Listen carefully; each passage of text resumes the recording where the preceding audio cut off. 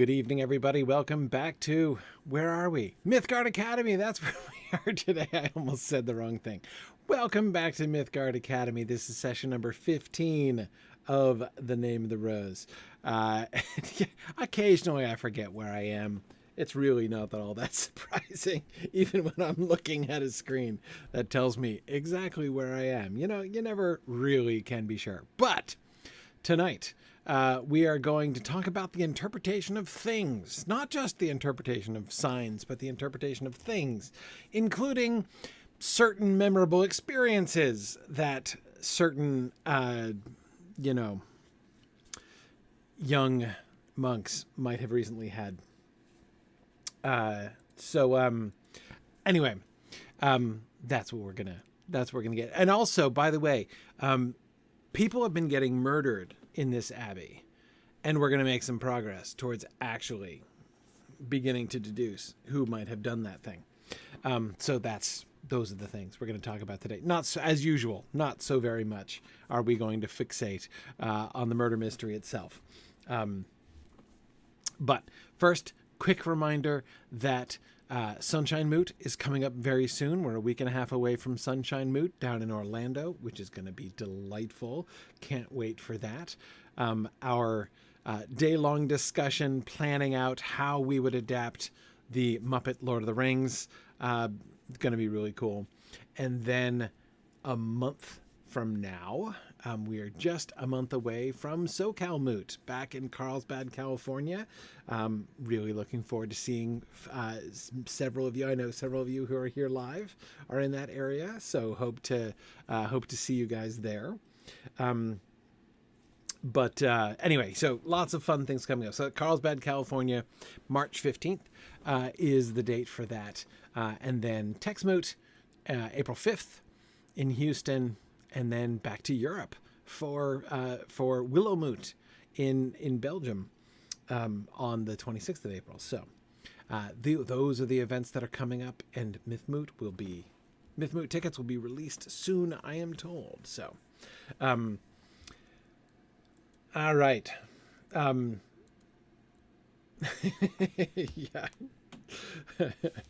Meow on Twitch was saying that the font made it look like I was talking about the date being 28/25, that even that would be an optimistic date for the finishing of exploring the Lord of the Rings. Admittedly. Whereas by contrast, Mythgard Academy won't end until we run out of books, right? So yeah. Anyhow, let us return to the text. So right after Adso has his memorable experience, and then William confesses him, which is where we finished off last time, they run into the old guy, right? Remember the really, really old, mostly blind, the eldest member of the monastery, right? The one who is even on the level of, even graded on the curve of how interested everyone in this book is in the book of Revelation. This guy is really top of the class, right? The third trumpet warns that a burning star will fall in the third part of rivers and the fountains of waters. That's the third trumpet of the archangel in the book of Revelation. So I tell you, our third brother has disappeared, and fear for the fourth, because the third part of the sun will be smitten, and of the moon and the stars, so there will be almost complete darkness. As we came out of the transept, William asked himself whether there were not some element of truth in the old man's words. But, I pointed out to him, this would mean assuming that a single diabolical mind, using the apocalypse as guide, had arranged the three disappearances, and also assuming that Berengar is dead. But on the contrary, we know Adelmo died of his own volition. True, William said, but the same diabolical or sick mind could have been inspired by Adelmo's death to arrange the other two in a symbolic way. And if this were so, Berengar should be found in a river or a fountain. And there are no rivers or fountains in the abbey, at least not such as someone could drown or be drowned in. There are only the baths, I observed, almost by chance. Adso, William said. "You know that could be an idea. The balneary." Which, of course, is where they find the next body. Now, so what do we see going on here? The predictions of the old guy, whose name is totally escaping me at the moment. Anyway, the predictions of the old guy, right? He is convinced that these murders are following the pattern, are enacting the pattern of the trumpets of the archangels from the book of Revelation. Why? Yes, Calvin says this is basically the Revelation version of "and then there were none." Yes, more or less.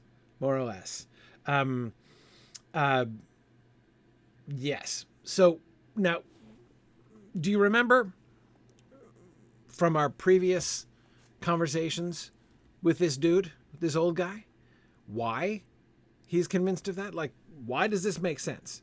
Why is he not only warning that this might be a thing, but confidently proclaiming that he knows exactly how this works? He is the one who believes most firmly, who has stated most confidently that the Antichrist is coming, that it is currently the end of the world.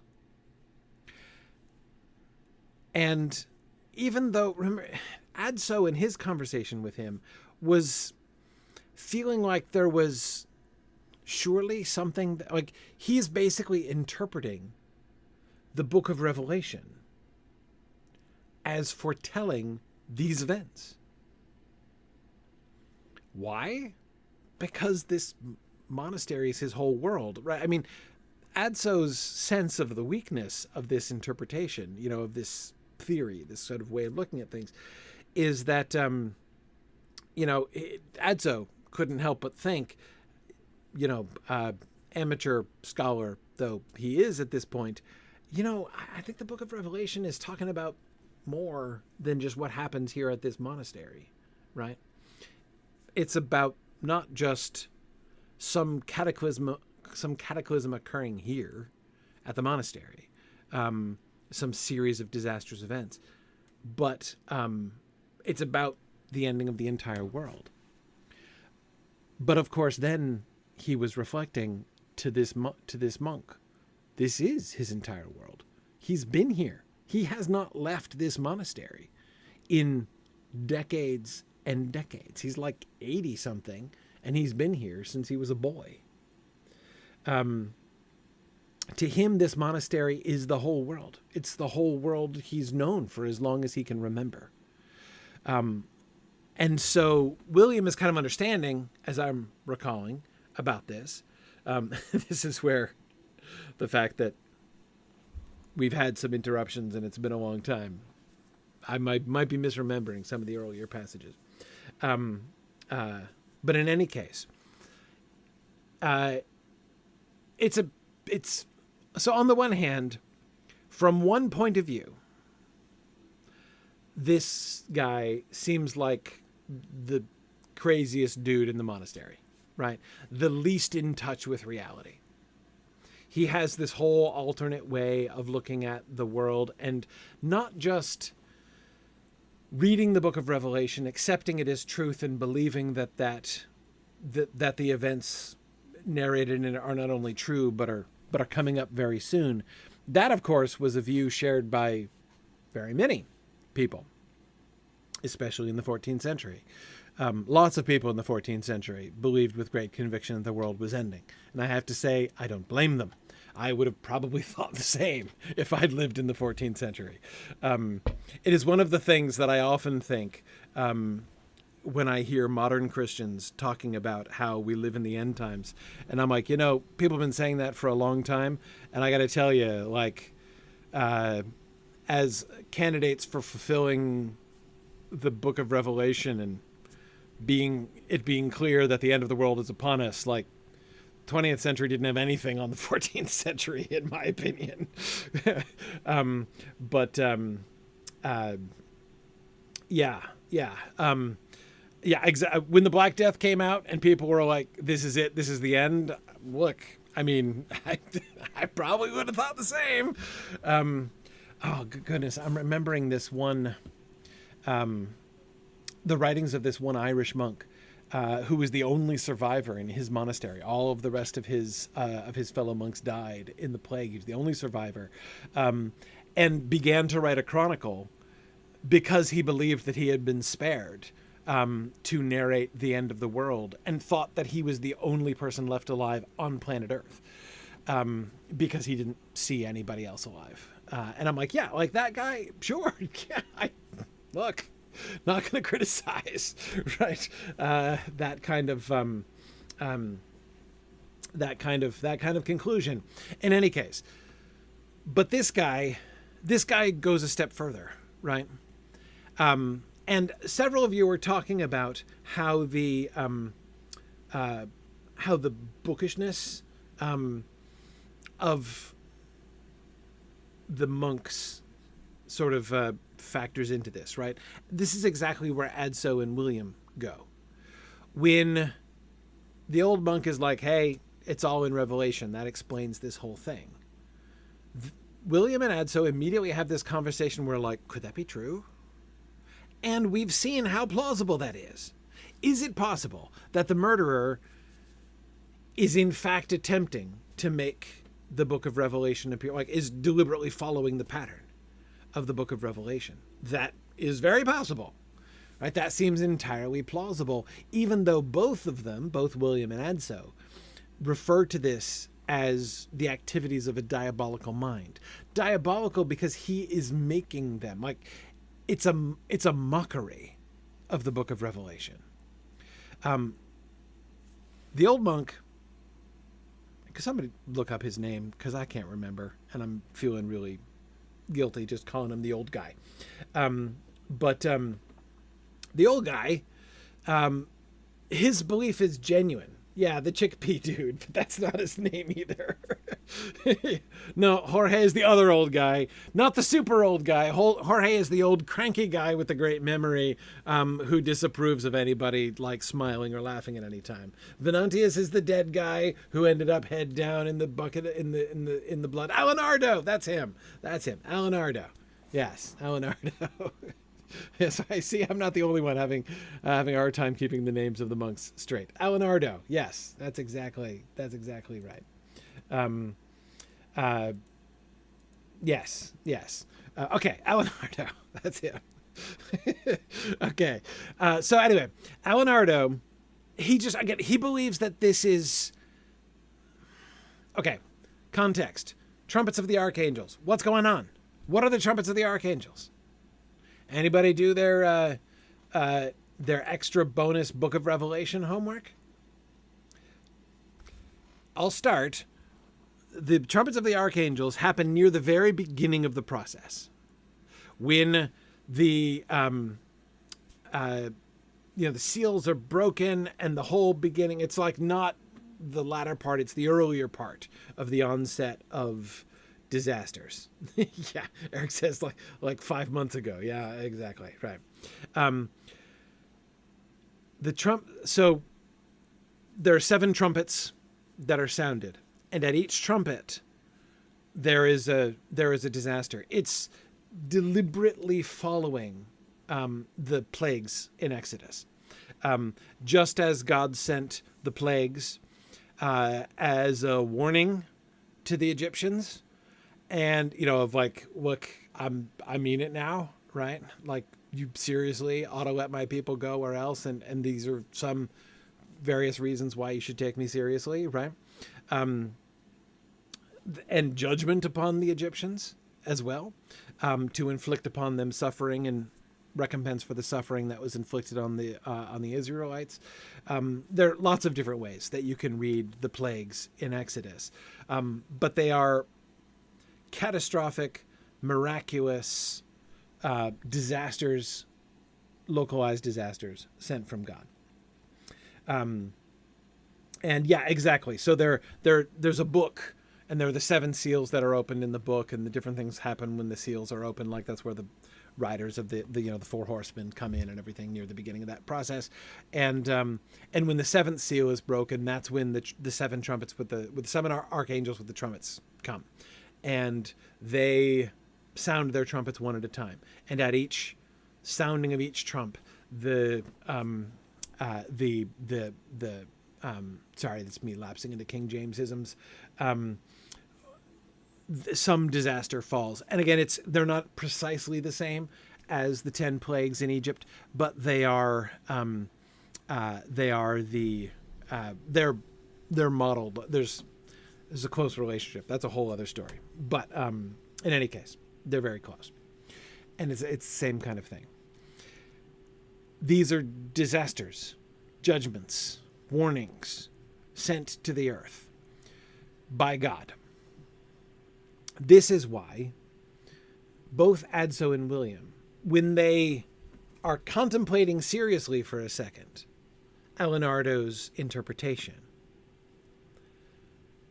neither of them seems to entertain the possibility that Alenardo himself seems to be suggesting, which is that, no, these are like the actual sounding of the trumpets of the archangels. Just as the judgment of at the very least, in analogy to them, like just as the trumpets shall sound and the judgment of the Lord shall descend upon the world in these various forms, so too is the judgment of the Lord descending upon this abbey in parallel forms. And that's why we see this second trumpet, the waters are stricken and turned to blood again, like in Exodus. And that was Venantius in the vat of blood. But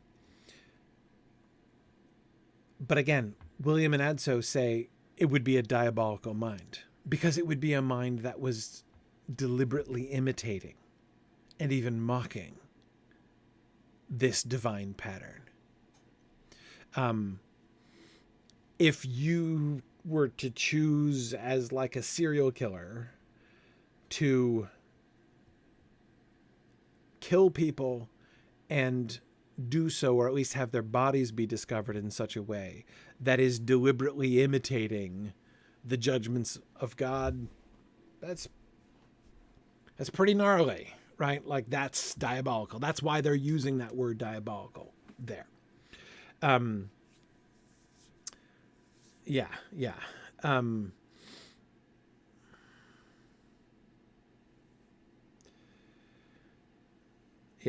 Anyway, so in other words, again, you see the gap? See the gap between Alenardo's interpretation and William and Adso's interpretation? They don't entertain the idea that these are judgments from God, right?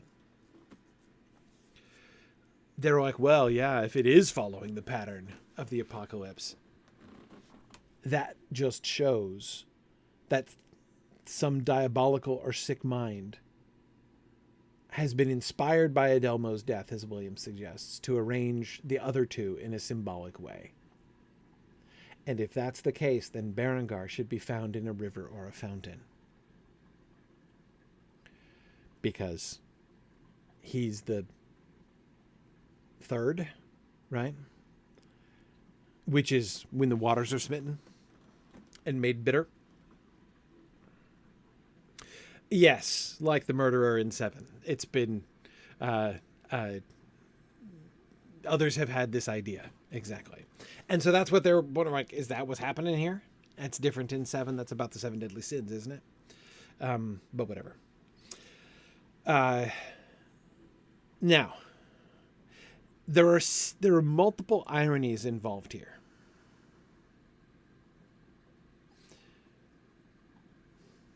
One, this monk's kind of crazy, right? He's surely wrong in his interpretation that what they're seeing happening is not something that is just parallel to the revelation. parallel to the apocalypse, but the actual playing out of the apocalypse. Surely that's crazy, right? Except this is, in fact, how they discovered the body and where. As, indeed, the bloated body of Berengar is, in fact, in the balneary, in the water, in the baths.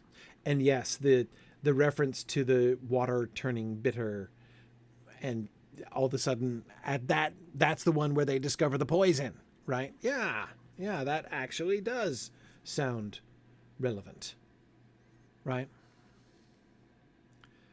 So, how do we interpret this? Who's right and who's wrong? Do we now believe that there is a serial killer who is deliberately emulating this, the trumpets of the archangels? Is that what's happening? What do we learn about Berengar's body? Does that fit?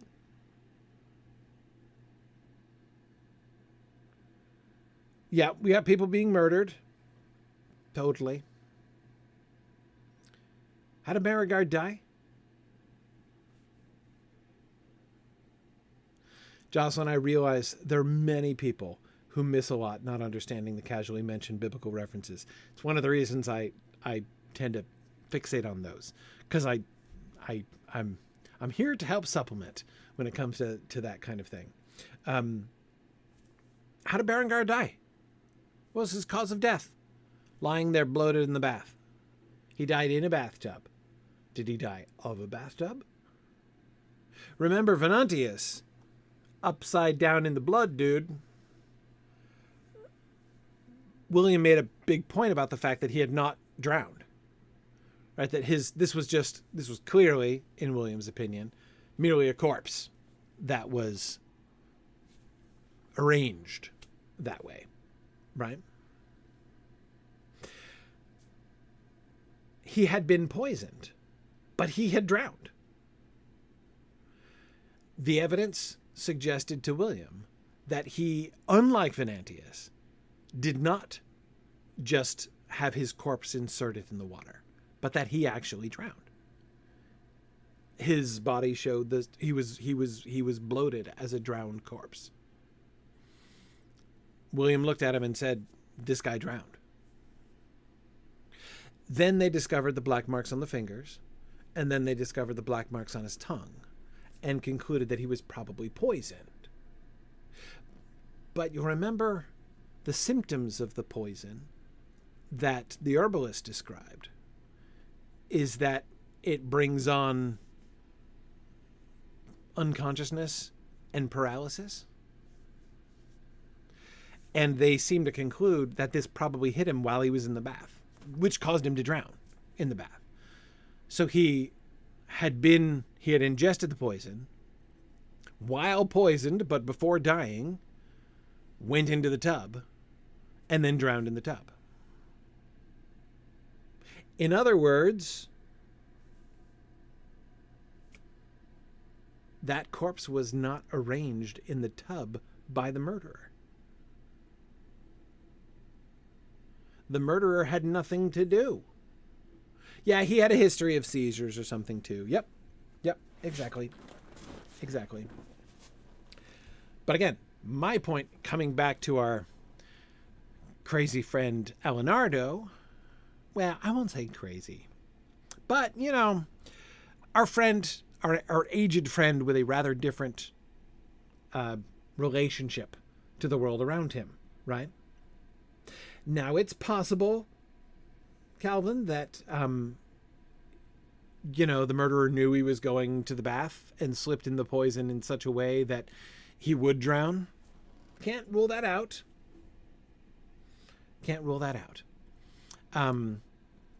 But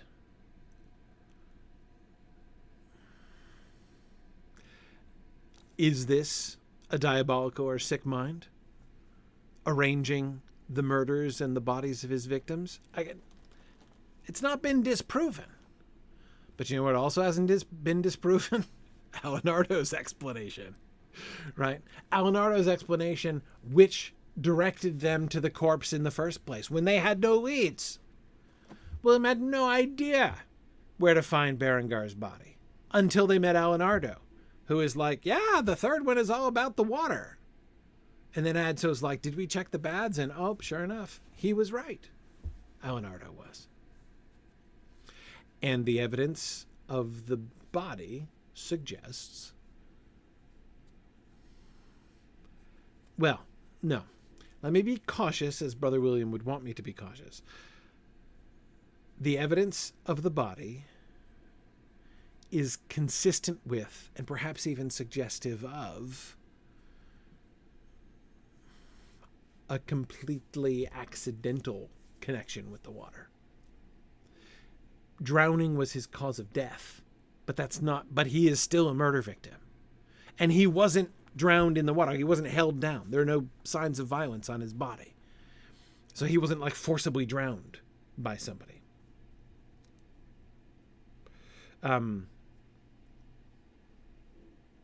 Yeah. Isn't that interesting? So notice what Umberto Eco has done here, right? We've been talking about the different patterns of interpretation. This like the sort of the bottom up, right? Building evidence from specific observations and using inductive reasoning to move up from there. That sort of downward looking analysis that William is always doing. And then there's that top down one where you're looking at the ultimate meaning first, and then you're using what you believe and know to be the ultimate truth, the ultimate meaning, and you're using that as a key through which you can interpret specific things that happen, because you know what the meaning is, you know what the answer is. And Umberto Eco seems to be kind of playing with us here. Which way is right? In the end here, it's not William's downward focusing sleuthery that leads him to the corpse of Berengar. It's Alenardo's very distinctly top down. He knows what's going to happen because, he's read Revelation. He knows what's going to occur. He believes he knows what's happening here. And because he knows what's happening, he knows what to expect. And doggone it, he's right. At least in this case. Remember his warning, by the way. Fear for the fourth, he says, because the third part of the sun will be smitten, and of the moon and the stars, so there will be almost complete darkness. That's what happens when the fourth trumpet sounds. Again, parallel to the plague of darkness in Exodus. So we should probably keep that in mind, right? Yeah. So back to Berengar.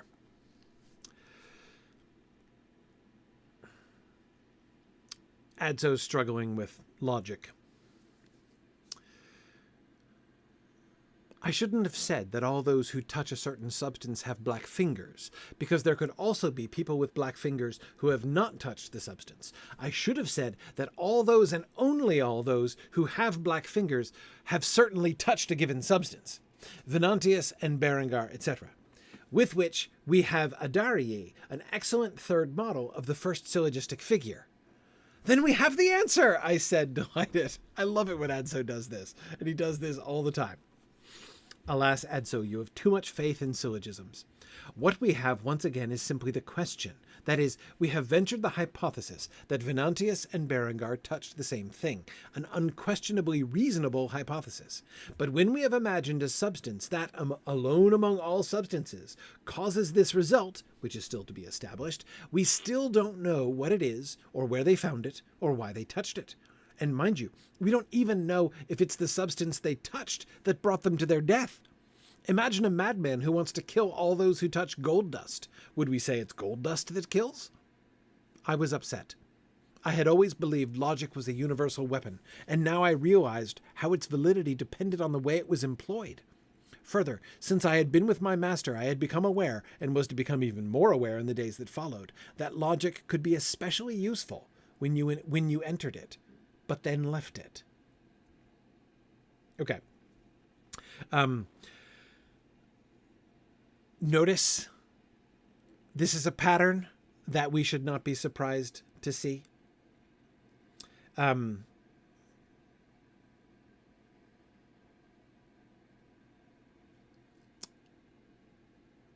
That is, the pattern I'm referring to is Adso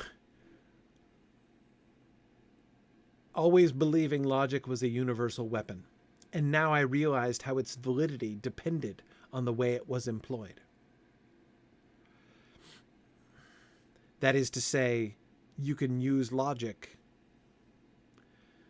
You can use logic to come to the truth, but people can use logic against you too, right? Now I realized how its validity depended on the way it was employed. His concept of logic was sort of simple, right? That's why he keeps saying things like, then we have the answer, right? This is not the first time he has said this. And Eric, yes, of course you can use logic invalidly. Yes, absolutely. Absolutely. But Adso feels upset. And it seems like a weird thing in that sense to be upset with, like, of course there's invalid steps of logic, right? But yes, Maureen, as you say, logic can be a labyrinth. As Fencing Frog says, logic is often a great way to be wrong with confidence. Yes, if the way it's employed is some way askew. The reasoning that Adso was following, the simple reasoning, right, seemed to him to prove it, like the syllogism was valid. But as William points out, the syllogism is only valid if you accept certain premises or if you don't consider certain other possibilities in the premises. It's not as simple as he wants it to be. Just as the question of, is this heresy or is this not heresy? Is this right or is this wrong? Is this true or is this false?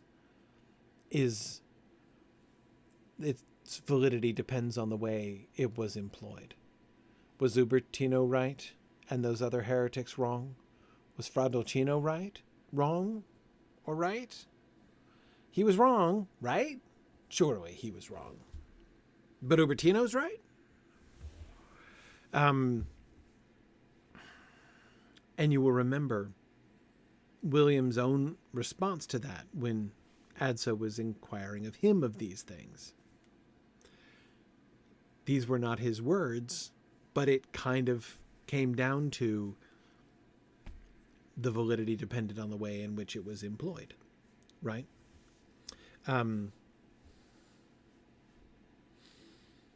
Yeah. And it is true, Calvin and Eric, as you're both discussing, logic itself isn't at fault if you're employing it inaccurately. Like if your premises are false or whatever it is that you're, then it's not logic's fault. As Eric says, it's the fault of the imperfect human. It's in fact an illogical conclusion. No, I wouldn't say it's an illogical conclusion, because logic refers to the process, right? It's like if you have bad information, you could draw perfectly logical conclusions about that, and logic hasn't brought you to the truth because your information was bad. Now again, that's not logic's fault, exactly as you and Eric were both agreeing. Yes, you can use good logic on a faulty premise, but you see, this is why Adso's upset.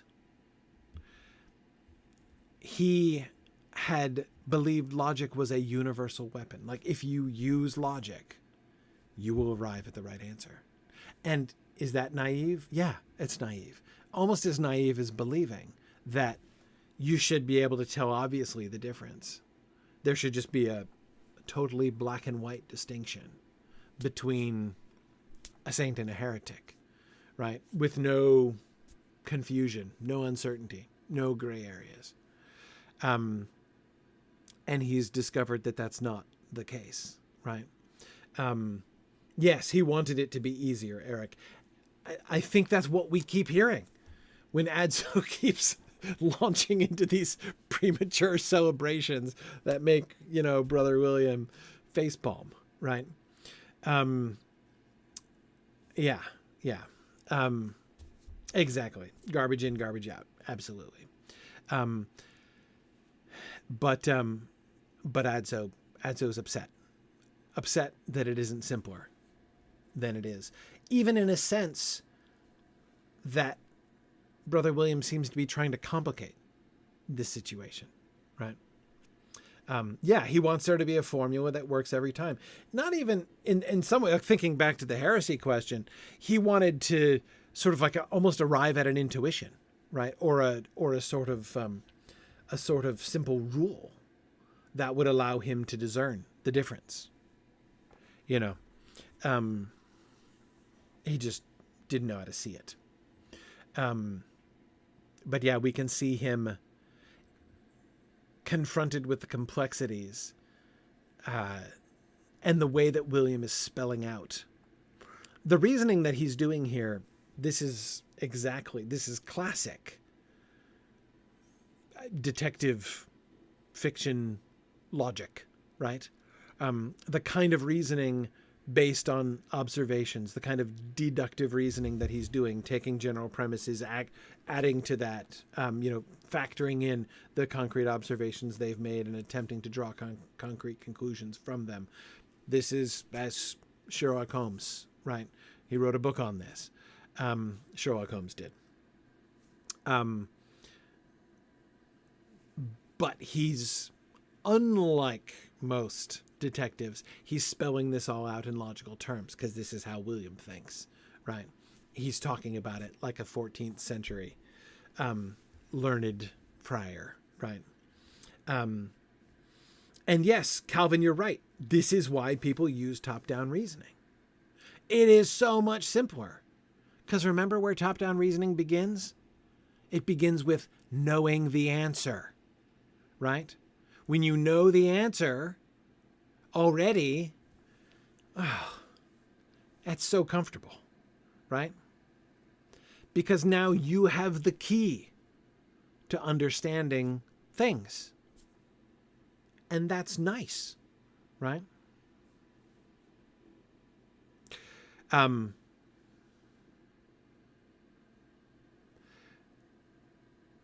going to say this very neutrally, but I say this for the purpose of combating chronological snobbery. Chronological snobbery meaning the automatic way in which modern people look down on people who lived a long time ago and believe that they were unsophisticated and stupid compared to modern people and tend to leap to all manner of assumptions. And also many, in my opinion, rather unjustifiable beliefs in our own superiority of moral and intellectual development. Let me offer one observation. I can't help but notice that almost all modern American political discourse uses precisely the same top-down reasoning that medieval church people did, where you know the answer and you hear somebody say something and you take that answer that you know, this person, this politician is a crook because I know, you could tell by the letter right in front of their name that they must be untrustworthy. And so therefore I know I can use that as a key to interpret everything that they say. Right? You just,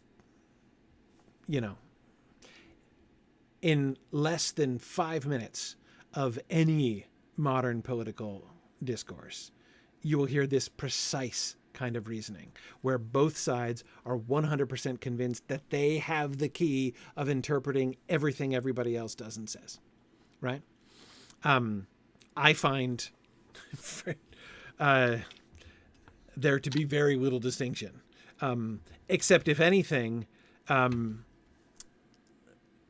modern one I find more oppressive, because all of the interpretations, all the answers, like the answer keys that people tend to use, tend to be like horrible and ungenerous ones, right?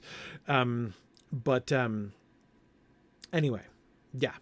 So, and you'll notice how I'm being totally neutral, right? And I'm being totally neutral, not just to try to disguise my own leanings, but because I believe absolutely both sides to be completely equally guilty of this.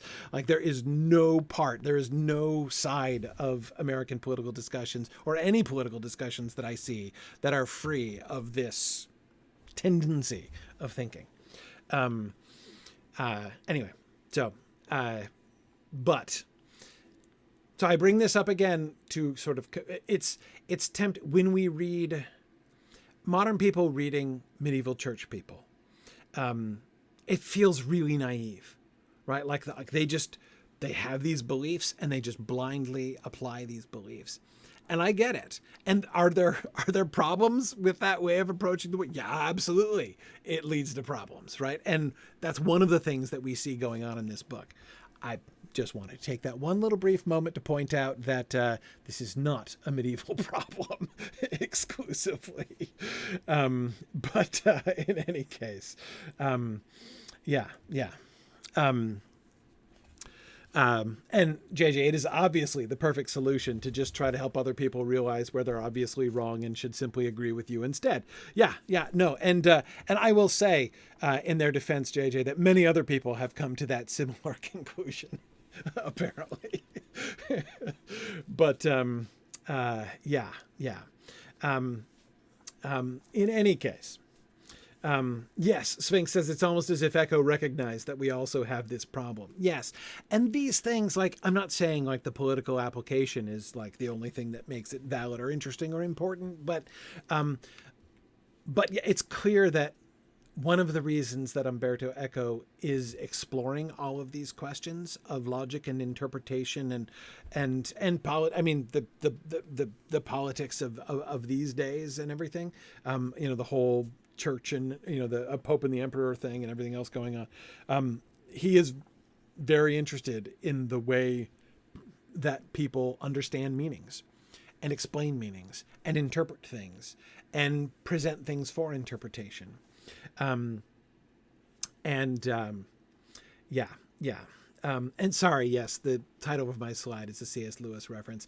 What do they teach in these cathedral schools? Logic is, remember, what causes Professor Kirk to say, what do they teach them in these schools? At the end of The Lion, the Witch, and the Wardrobe. Or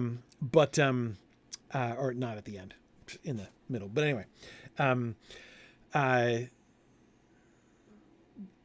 yeah, cathedral schools isn't quite right because, of course, as we've learned, the cathedral schools are like that have nothing to do with the monasteries, or in fact in opposition to them politically. But don't worry about it. I was straining for the Lion, the Witch, and the Wardrobe reference. What can I say? But okay. All right. Let me by all means get off. Whatever I was just standing on, making those declarations, but hopefully trying to point to the applicability. And the reason I do think it's an illustration of how important it is to understand these things and to think about at least certainly Umberto Eco seemed to think it was interesting and important. All right, let's keep going. William remained thoughtful for some time. Then he asked Severinus, remember he's the herbalist. We will try to remember the names of the monks together. Then he asked Severinus to open the corpse's mouth and observe the tongue. Severinus, his curiosity aroused, took a thin spatula, one of the instruments of his medical art, and obeyed. He uttered a cry of amazement. The tongue is black. So then, William murmured. He grasped something with his fingers and ingested it. This eliminates the poisons you mentioned before, which kill by penetrating the skin. But it doesn't make our deductions any easier. because now, for him and for Venantius, we must presume a voluntary act. They grasped something and put it in their mouths, knowing what they were doing. Something to eat? To drink? Perhaps. Or perhaps, why not, a musical instrument, like a flute? Absurd, Severinus said. Of course it's absurd, but we mustn't dismiss any hypothesis, no matter how far-fetched. I love that reference at the end. We see the logic proceeding. Why can William speak much more confidently now? Well, because now he has more data points, right? He has more concrete evidence, having in his looking downwards ways, right? Building his case. He has more things. He has more things that he can draw conclusions from, and so the case moves along. His resistance to Severinus's rejection of his theory of a musical instrument. I would say, by the way, his suggestion of a flute surely is absurd.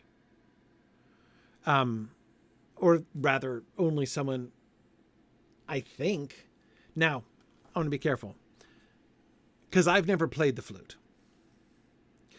But I've seen the flute played many times, and I don't believe one could poison one's tongue by playing the flute. Like the clarinet, yes. Like a reed instrument, absolutely. But the flute, I think the flute is a terrible example. The flute is genuinely, I'm ready to dismiss the flute just because it doesn't fit the data, right? Could he have been poisoned from a woodwind instrument?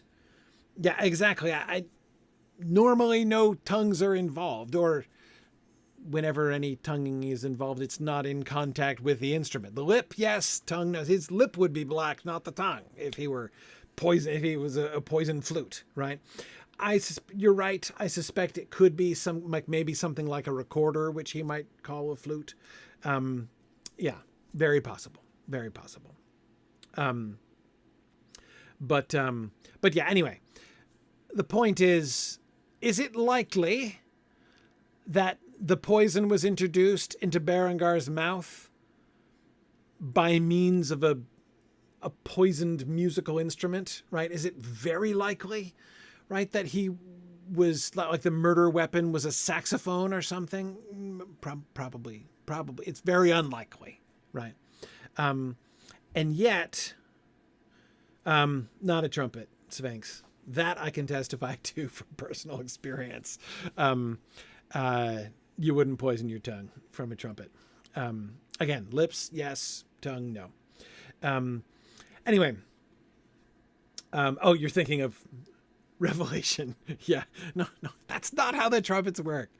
It's the angels who play the trumpets. The angels of the Lord declaring they're like the angel who came down at Passover and slew the firstborn. That's the kind of folks we're talking about here.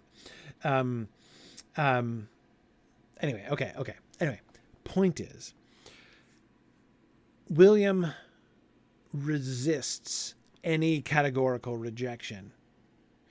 Of course, I don't think he's actually suggesting that it's equally likely that he was poisoned by a poisoned musical instrument. And he was poisoned by, a beverage, right? I don't think he's arguing that those two things should be considered equally, but he refuses to dismiss anything, no matter how far-fetched it is, in the absence of positive evidence, a positive basis for doing that. Yeah. Anyway. Yeah, I had always thought that flutes, transverse flutes, Jackie, blowing across the hole, I thought that those were ancient instruments as well. Maybe I wonder. It couldn't be an Italian thing, could it? Like translation from the Italian? JJ, it's almost like You just need to eliminate the impossible and focus on whatever is remaining, however improbable. Yeah, it's almost exactly like that. Yes, precisely. We have our 14th century Sherlock Holmes paraphrasing Sherlock Holmes quotations now, but again, done from within a context, a purely, 14th century sort of scholastic context, right? Yeah.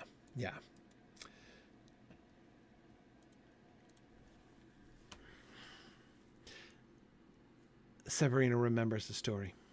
Just a moment, Severina said. A long time ago, years it was, on one of those shelves I kept a highly powerful substance, given to me by a brother who had traveled in distant lands. He couldn't tell me what it was made of. Herbs for sure, but not all of them looked familiar. To look at, it was slimy and yellowish, but I was advised not to touch it, because if it only came into contact with my lips, it would kill me in a short time. The brother told me that when ingested, even in minimal doses, in the space of half an hour, it caused a feeling of great weariness, and then a slow paralysis of all the limbs, and finally death. He didn't want to carry it with him, and so he presented it to me. I kept it for a long time because I meant to examine it somehow. Then one day there was a great storm up here. One of my assistants, a novice, had left the infirmary door open, and the hurricane wrought havoc in this room where we are now. Bottles broken, liquids spilled on the floor, herbs and powders scattered. I worked a whole day putting my things back in order, and I accepted help only in sweeping away the broken vessels and the herbs that could not be recovered. At the end, I realized that the very ampule I mentioned to you was missing. At first I was worried, then I decided it had been broken and become confused with the other rubbish. I had the infirmary floor washed carefully, and the shelves. Okay. Hey, thanks, Fencing Frog. Fencing Frog has just found a medieval illustration, medieval illumination of people playing the transverse flute. So there you go. So we've proven now. Now we have positive evidence that Brother William does not know what he's talking about musical instruments. Okay. Yeah, that poison sounds a little diabolical. I agree, Jackie. Now,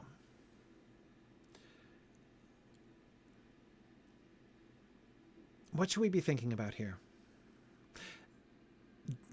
No. Let me ask that question in a different way.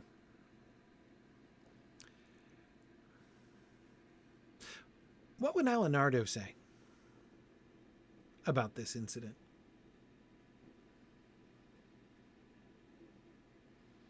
What would Alenardo say? I call this a suggestive anecdote. It's suggestive because it sure sounds like potentially this could be the murder weapon, especially if it seems to have gone missing and he doesn't know for sure what happened to it. What would Alenardo say, though, if he were told this story? Yeah, beware of the fourth trumpet. Look, when did this happen? See, again, what details are you paying attention to here?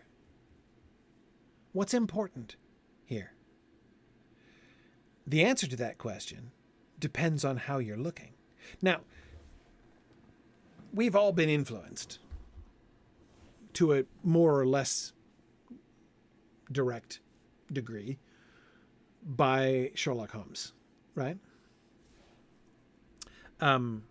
We know how deduction works, and we naturally we find Brother William's insistence on this bottom up. I'm going to be looking down and focusing on the details, and indeed the conversation that he and Severinus go on to have illustrates that very clearly, right?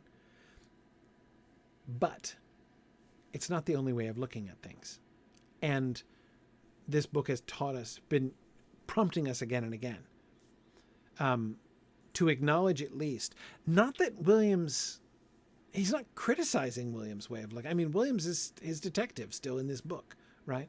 And yet, There are other ways of looking at things. Eric, as you say, storms are acts of God. Alenardo, so the storm, what is the significance of the storm in this anecdote? Well, Brother William goes on to suggest, like when he and Severinus discuss it, it seems to have provided the occasion for the theft of the poison. Right? It's a cover. Jackie, that seems to be Brother William's conclusion about the storm. But to say that the storm has nothing to do with the event other than to provide cover, right? Other than in this sort of incidental way, is to make a particular interpretive move. It's Williams's interpretive move. It's how he thinks. But it's not how everybody thinks. Right? If you accept different premises, as Alenardo was, which is why his reasoning was totally different about the dead bodies, and of course it's what led him to be exactly correct and to lead them precisely to where the next body was located, because he was operating under different premises. This is obviously an enactment of the trumpets of the archangels, and so therefore your third corpse will be found in the water. And he was right. If the storm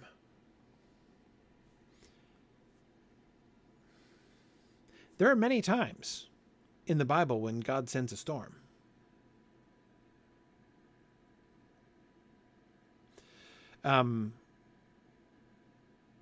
If the storm is a sign from God or a message from God, if that's a premise that you begin with, this whole anecdote looks completely different, doesn't it?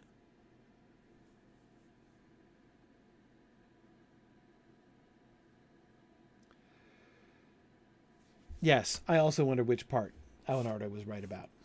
Yeah. Yeah. Now, again, my point is not to say, like, secretly William looks at things the wrong way and deduction is incorrect, right? I'm not saying that. I'm just saying that I think the thing that I find so interesting and suggestive about this anecdote is that this is a lovely example of something that looks very different if you start from a different place, start from a different point of view, right? And from that point of view, to dismiss the storm as merely the occasion of a totally human action would be naive, frankly. Right?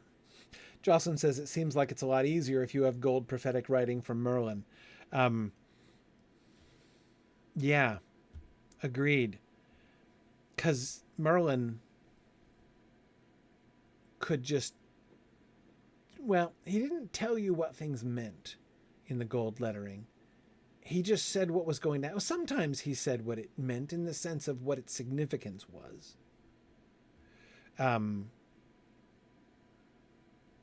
Mostly it was descriptive. Yeah, he was telling well, he told the future, but it usually doesn't come up until it's the present or the recent past, right? Two people will meet and have a battle. And then, like, after the battle, they'll look down and there's a rock with gold lettering on it written by Merlin, years before, saying in this spot these two knights will meet and have a battle. The function in the narrative is almost never prophetic. There's an element of it. I mean prophetic in the sense that that's not how it's used. Like, people aren't like going around and reading this stuff in advance and being like, And so it has been foretold that.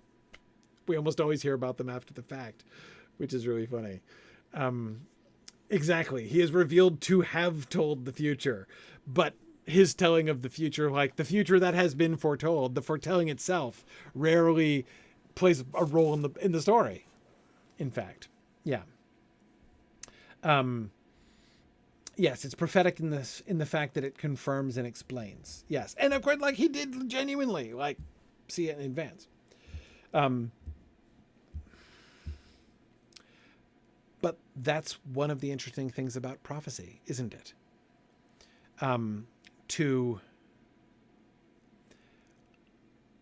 Prophecy often claims precisely this sort of top-down, like something is going to happen, and I am telling you in advance what it means.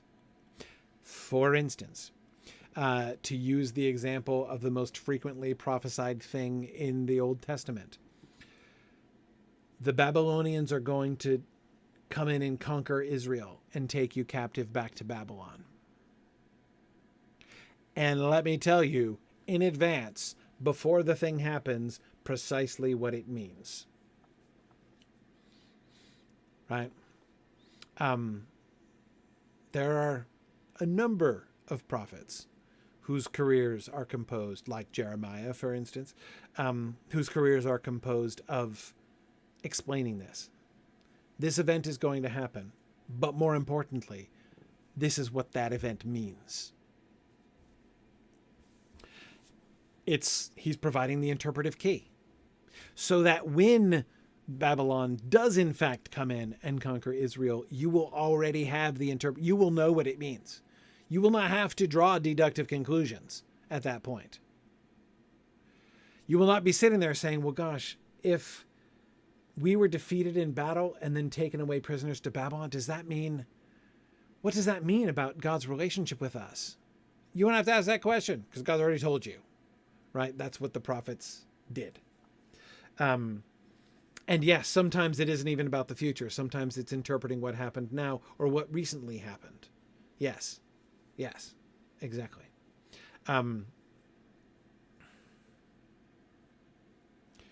One of the reasons I bring up prophecy here is that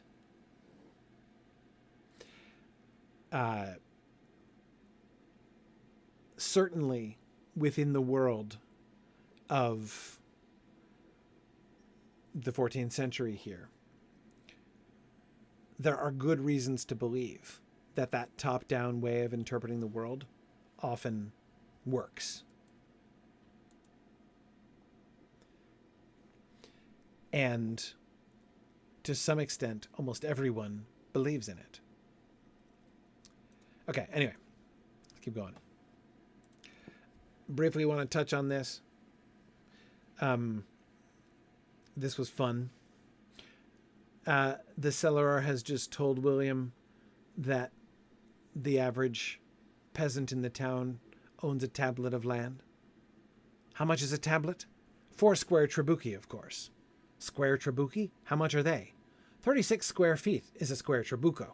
Or if you prefer, 800 linear trabucchi make a Piedmont mile. And calculate that a family in the lands to the north can cultivate olives for at least half a sack of oil. Half a sack? Yes, 1 sack makes 5 emina, and 1 emina makes 8 cups. I see, my master said, disheartened. Every locality has its own measures. Do you measure wine, for example, by the tankard? Or by the rubio? 6 rubi make 1 brenta, and 8 brenta a keg. Or if you like, 1 rubio is 6 pints from 2 tankards. I believe my ideas are clear now, William said, resigned. Yes, Jackie says this was like trying to figure out what a ranga is to the Numenorians. Yes, exactly. Okay, so this was fun. Every locality has its own measures. I want to just kind of flag this. I'm not going to spend a lot of time here trying to work out exactly, what an emina is as a measure of olive oil. However, Do you see how this relates to what we've been talking about? Remember I said a little while back that Umberto Eco, remember the parallel I made with Tolkien's language and with Tolkien's philology, his invented philology in the Silmarillion? How you can see in the Silmarillion stories that Tolkien has gone out of his way, sort of artificially to create, or, as naturally as, he makes stories to make it natural, but he has introduced almost every possible, language interaction scenario, right? That's why, because he's interested in the history of languages and how their different kinds of interactions can influence their development over time. And so he's introduced all of these theoretical scenarios, and it's almost encyclopedic. When you look at all of the different, the thing that makes readers of so many readers of the Silmarillion despair, all of the really complicated history of how the different elf groups split off from each other, and then some stayed here, but then some went on, but then this other group went over here and did this. And then the day that you realize that entire thing is simply to serve his language invention, right? I mean, that's the entire reason why all of that stuff happens, because he's working out all those scenarios. So Umberto Eco also is doing a similar thing, in that he is examining the relationship between signs and things, and how interpretation happens, and how we come to move from perception to meaning, and how communication happens, all of these things, right? And he too has given us, I mean, it's an equally encyclopedic approach to introducing all these different potential scenarios and different kinds of signs and different sort of categories and different ways of approaching naming and everything else, and all of that stuff. And this is another one, right? Units of measure. Every locality has its own measures. These are all just different words that they're using for the same thing. That is, the size of a patch of land, the amount of a liquid measure,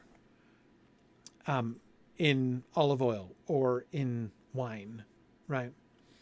And ultimately, the labels, the units, these idiosyncratic units that are peculiar to each locality, these things they're signs. They're just signs. They're signs to point to things. When you use a unit of measure, it's just another way in which you are attempting to point with your words, right, to a thing, so that when you say, to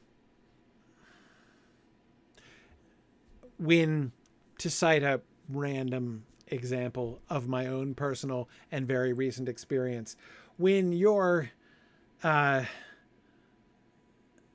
20-something child texts you and asks how much cheese goes into this one particular casserole that he's attempting to make, you can just say, I could just type a sign, right? I could just say a pound.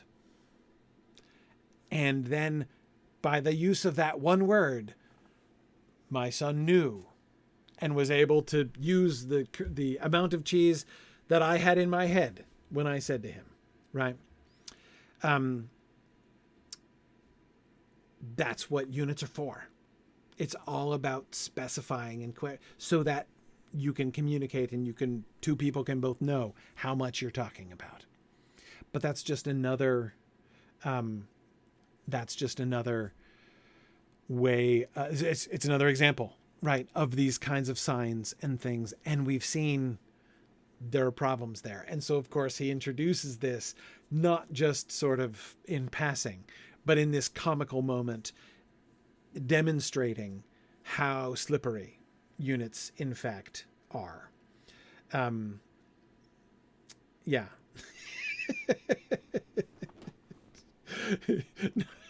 No, Mighty Felix, I didn't eat a pound of cheese. I told my son to prepare a particular casserole using a pound of cheese. That's it. Yeah. Yes. Anyway, I was illustrating the use of signs to convey units of measure. Anyway, all right.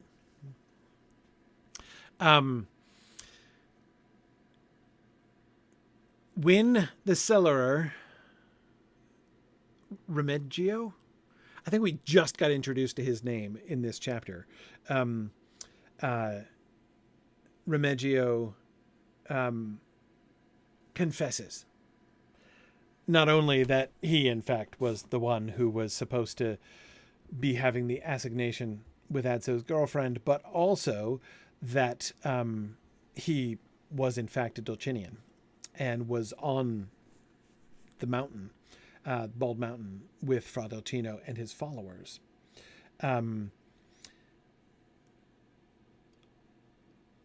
He gives this explanation as to why. Why did he join Fra Dolcino? I don't even know why I did what I did then. You see, for Salvatore it was comprehensible. His parents were serfs. He came from a childhood of hardship and illness. Dolcino represented rebellion against those who had starved him. For me, it was different. I came from a city family. I wasn't running away from hunger. It was, I don't know how to say it, a feast of fools, a magnificent carnival. On the mountains with Dolcino, before we were reduced to eating the flesh of our companions killed in battle, he says casually, before so many died of hardship that we couldn't eat them all, and they were thrown to the birds and the wild animals on the slopes of Rebello, or maybe in those moments too, there was an atmosphere, can I say, of freedom? I didn't know before what freedom was. The preacher said to us, the truth will make you free. We felt free. We thought that was the truth. We thought everything we were doing was right.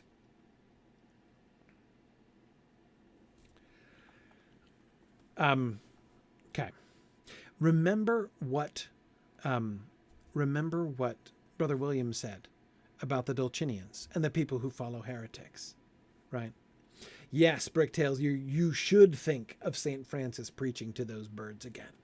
Think about the outcasts, right? Now, the cellarer says that it's Salvatore who's the real outcast, right? He was like the legit outcast. He's like the leper, as in Brother William's illustration. And his response was to rebel. He was the victim of injustice. He had been starved as a serf under the ruling lords, and he wanted to rebel against them. But the cellarer admits that he doesn't, he didn't feel that way. He wasn't one of Brother William's metaphorical lepers who just got swept up. He did get swept up. He didn't really understand what was happening. But what is it that he was looking for? Why did he do it? He's not even sure why he did it. Why did he follow Dolcino? He believed Dolcino, but it's not just that. It was like a feast of fools, a magnificent carnival. It was a way of, so there's the world that he grew up in, the city with all of its mercantile concerns and, hard work and everything else that you've got to do to survive. And then there was a carnival, feast of fools, where everything is upside down, where the master is the servant and the servant is the master, and none of the normal rules apply, when everything is suspended and anything goes. And no one will get in trouble for doing almost anything. Right? Freedom. And that was really attractive to him. So he left that world behind, and he retreated out into the country on a mountaintop, with people who had also left the world behind and dedicated themselves to this totally alternative society. You tracking with what this makes me think of? Yeah, it's just like the Abbey. That's what a monastery is. People who leave the world behind and go to live by a completely different rule. Is the Abbey freedom? Calvin asks. St. Benedict would argue absolutely yes, and St. Augustine would completely agree. Yes. You are free. You are uniquely free in the monastery. Uniquely free. And on a mountaintop as well. Absolutely. Yeah. Yeah. You are uniquely free in a monastery because you have been freed from all of those concerns of the world. You don't have to worry about feeding yourself. You do still work, right? But work is prayer, as anyway, there's a lot there. But anyway, the point is, you are freed from worldly concerns. Set entirely free by your restriction, by your choice to restrict yourself. You find freedom through that. Now, again, the cannibalism is a red flag. No question. The cannibalism is a red flag with the Dolcinians. But what he establishes is this parallel. The preacher said to us, the truth will make you free. We felt free. We thought that was the truth. William would have some arguments to make against the application of logic in that particular line of reasoning, right?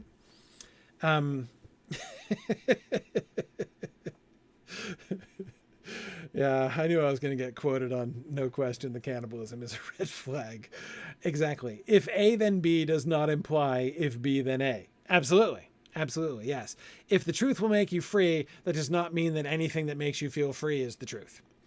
It's not hard to see the logical fallacy involved in that particular line of reasoning. And as I say, the cannibalism, red flag. But, though in their defense, it, wasn't like part of their creed or something. But even the casual way in which he brings it up, he does say they were reduced to this. And we've already heard from Ubertino the long siege and how the only way the Dolcinians were actually taken was when they were reduced by starvation to the point where, in order to escape death, their only choice was to hand themselves over to be killed. So we already knew that conditions on the mountain with Dolcino became horrible. And yet, the casual way in which the seller drops this, right? I don't know about you, but I actually had to go back. Like, I listened to this paragraph and then I was like, wait, hang on. And I literally had to go backward a couple minutes and be like, let me hear that again. And then I was like, no, he is talking about cannibalism. I almost missed it the first time because he's so casual in bringing it up. So Fanaro, he doesn't seem to be seeking pity by saying it. That's not the tone in which he brings it up. Before so many died of hardship that we couldn't eat them all. Did you just say that?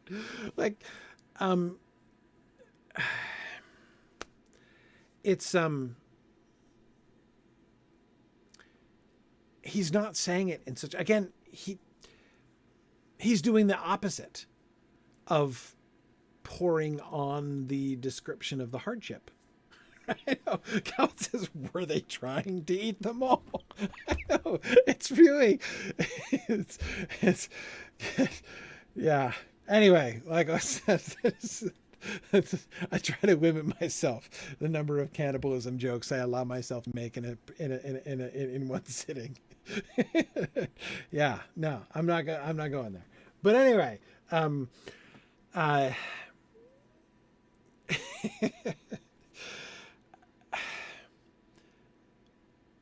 his emphasis from beginning to end, with the cannibalism in the middle, is about freedom.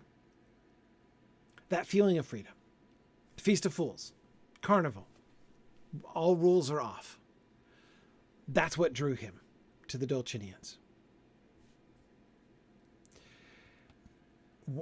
It, once again, I think we can see the parallel between the Dolcinians. Oh my goodness, Gerald. Okay, I have to transmit that one though. Feast of Fools. That feasted on, it literally was a Feast of Fools by the end. Yeah.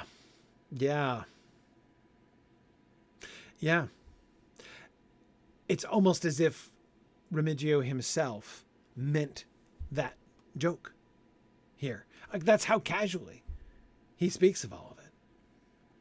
Yeah. Well, I bet you'll never see the phrase Feast of Fools in the same way again. But anyway, I was coming back to the parallel once again, the parallel, like Adso's crisis, between Ubertino and like Fraudolcino, right? Between the heretic and the non-heretic, maybe slightly heretic, at least not heretic according to today's standards, but might be by tomorrow's, right?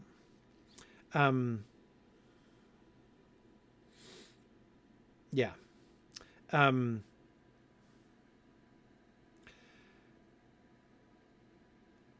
The parallel with the monastery,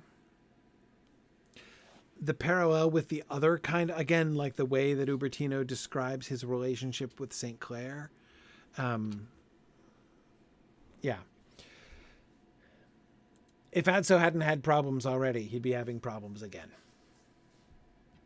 I think this might be a little bit less tempting for him, but still.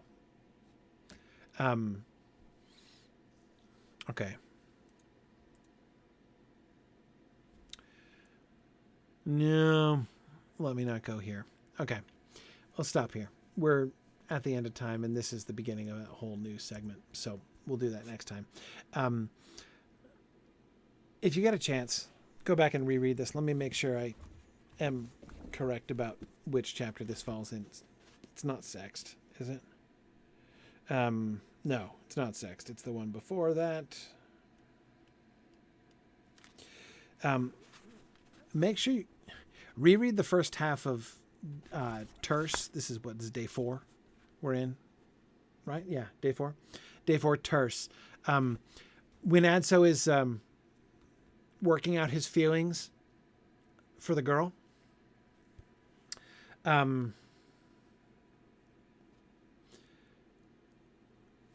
reread the first half of Terce, at least. The second half of Terce is where Brother William is now suddenly awash in spectacles.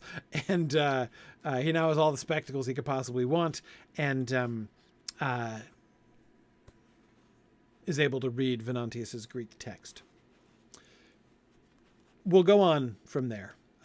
But make sure you read, because that first part of Terce, Adso describing his love, is, I think, really important.